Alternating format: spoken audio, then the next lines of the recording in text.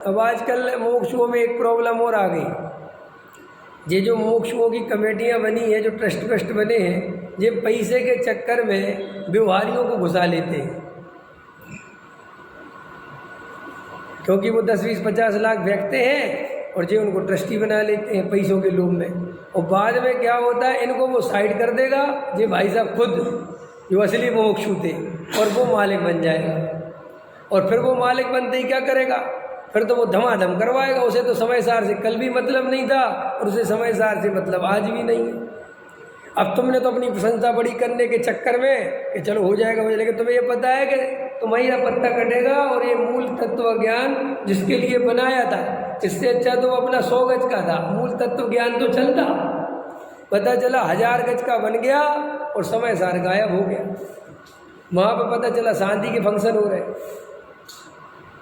ये हो गए बच्चे सेठ जी कुछ दिन में। ये तुम्हारी बड़ी बड़ी संस्थाओं में फंक्शन होंगे, तो वो हो क्या रहा है, हो ही रहा है ना, होगा। क्यों कि भैया तुमने बिना परीक्षा करे, बिना उसके आत्मा की सच्ची जाने, पैसे की दम पे उसे मालिक बना दिया, तो ये तो गड़बड़ होनी ही होनी है। भैया हम संख्या में कम रहें, पैसे में कम रहें, हमारी जगह छोटी रहे, हमारी संस्था छोटी रहे, हमारे लोग कम रहें, चलेगा, लेकिन मूल समय सार जिंदा रहना चाहिए। अगर मूल तत्व ज्ञान ही पेटी में वापस बंद हो गया तो हमने गुरुदेव श्री के जो इतने ही उनका समझ लो परम उपकार है, वो हमने मिट्टी में मिला दिया। इसलिए सावधान होना चाहिए मोक्षुओं को। और आज नहीं जागे तो ये कल बस तुम्हारा 50 बरस का ही काफिला रह जाएगा और वापस जो के तो हो जाओ। बस बीच के 50 बरस स्वर्णिम बरस कहलाएंगे। इस समय एक आध्यात्मिक चेतना ऊपर तक गई थी और वापस नीचे आ गई। इसलिए मैं तो रात दिन सोचता रहता हूँ कि सबसे अलग ही थलग होना पड़े, समझ में तो ही चलेगा। लेकिन अब ये अलग जलती रहेगी, चाहे मेरे विरोध में खड़े रहो और चाहे मेरे पक्ष में खड़े रहो। मैं तो भगवान आत्मा की बात सुनाऊंगा और डंके की चोट पर तुम्हारी ये फूबड़ता का विरोध करूंगा। इसे मैं किसी कीमत पर समर्थन देने वाला नहीं हूँ। चाहे तुम्हारा समाज बिखर जाए, चाहे मिट जाए, जो होना हो जाए, वो मेरे नाम से हो जाए तो भी मुझे स्वीकार है। और बोलो, लेकिन ये सब बर्दाश्त नहीं करेंगे कि समय सार छोड़ो और रंगवा करो। तो ये जो अभी वर्तमान में ये पुण्य को उपादेय बताने की धारा चल गई है, ये मूल तत्व ज्ञान नहीं है। मुमुक्षुओं में पुण्य होता है, पुण्य किया नहीं जाता।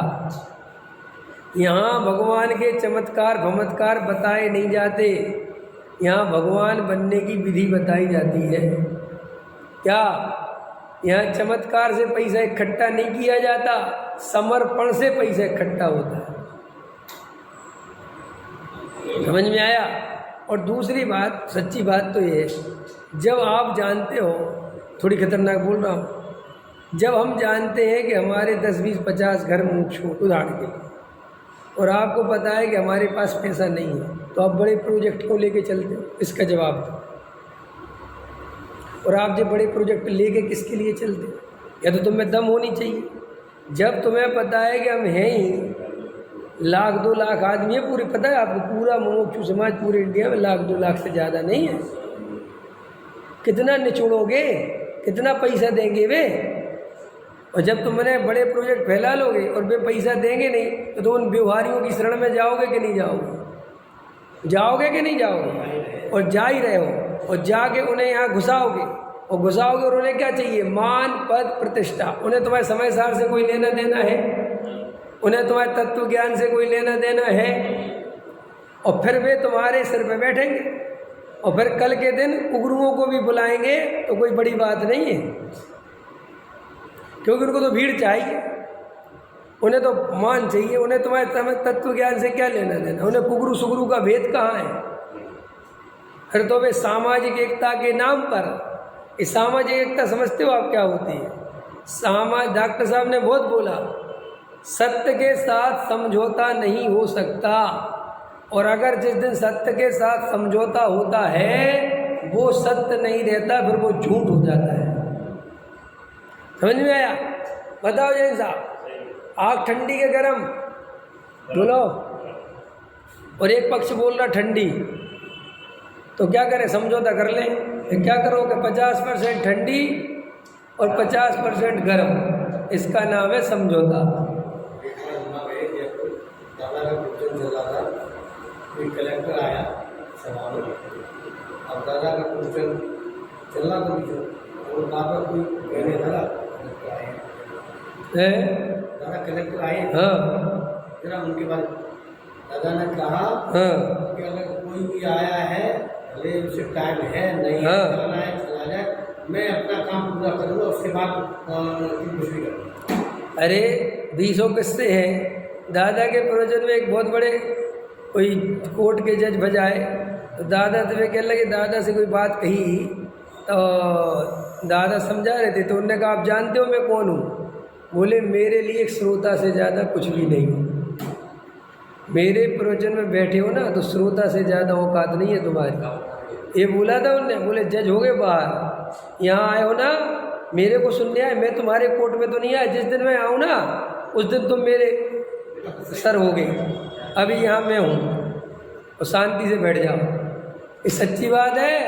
एक दिन यहाँ हुआ था बहुत समय पहले, जब 35 साल के 30 साल के थे, इधर ये दिल्ली में ही शांति साहू प्रसाद जी, समझ में आया? ये पहुँच गए उनके पचन, उनके पिताजी की उम्र के, समझ में आया?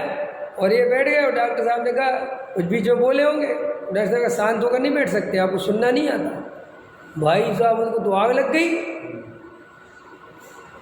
कि ये कौन है, ये आज का छोकरा है, क्या है, जानता भी कि मैं कौन हूँ। ऐसा लगता है कि नहीं लगता है? अहंकार बोलता है ना कि मैं कौन हूँ। तो जब प्रवचन खत्म हो गया तो बोले कि तुम्हें, तो बोले मेरे लिए आप श्रोता से ज़्यादा कुछ भी नहीं हो।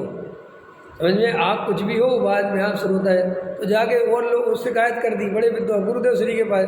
तो गुरुदेव श्री तो कहते पहले वो ऐसा बोलते हैं, ठीक है आप दूसरी बात करो। क्योंकि गुरुदेव श्री क्या करते थे, जो विवादास्पद बात होती थी उसमें कुछ बात ही नहीं करते थे, माने वो खेड़ते नहीं थे वो कि क्या हुआ कैसे। हाँ ठीक है खबर है, ठीक आ गई बात, अब तो क्या बोलोगे।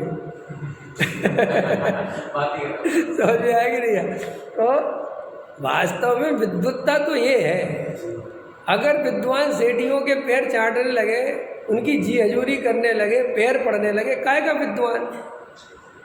डॉक्टर साहब बोलते हैं मैं जब 20-22 साल का था तब से लेके अब जब 80 साल के हो गए थे, बोले मैंने आज तक आध्यात्मिक क्षेत्र में, प्रवचन के क्षेत्र में किसी को अपना बाप नहीं बनने दिया।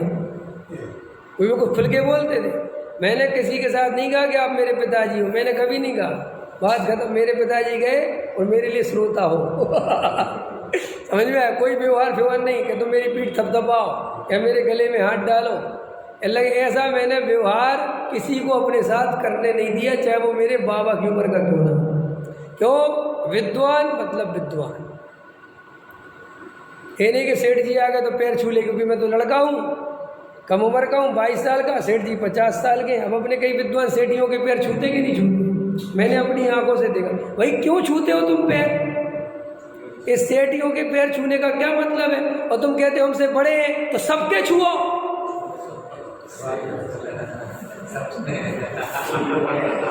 अगर बड़े के कारण तुम छूते हो तो फिर सबके छुओ ना। हमारे अरुण जी भी बड़े हैं, इनके भी छुओ। है कि हमारे रमेश जी बड़े, इनके भी छुओ फिर सबके लाइन से। लेकिन तू बड़े के कारण पैर नहीं छूता, तू पैसों के पैर छूता है, सेठियाई के पैर छूता है और झूठ बोलता है कि ये आदरणीय है। और ये क्या आदरणीय? पैसे से कोई आदरणीय हो जाता है क्या? अरे विद्वान के पैर छुओ तो बात चलेगी, पैसे के कारण किसी के पैर छूते हो। और तुम समय सार सुनाते हो, क्या समय सार सुनाओगे तुम? और तुमसे क्या समय सार सुनेंगे हम? तुम्हारा खुद का ही स्वाभिमान गिरा हुआ है तो तुम स्वाभिमान की बात बताओगे कैसे? है। समय सार तो महास्वाभिमानी बनाता है। वो तो ये कहता है कि तुम स्वयं भगवान हो। वो तो इतना खतरनाक है समय सार, वो कहता है इन भगवान के पास भी झुकने की नहीं, तुम तो अपने अंदर झुको।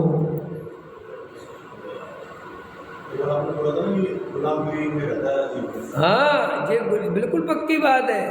ये तुम्हारी गुलामी सम्यक दर्शन नहीं होने देगी तुम्हें। ये गुलाम मार्गी बोलते ना, गुलाम मार्गी डॉक्टर साहब, इनका ऐसे नहीं चलता। जिनके अंदर ये दीनता, हीनता, एक कायरता भरी हुई है, वे क्या समय सार सुनाएंगे?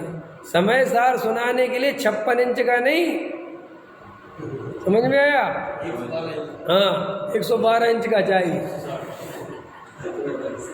हाँ, ये बहुमत से नहीं चलता। यहाँ एकला चलो रे।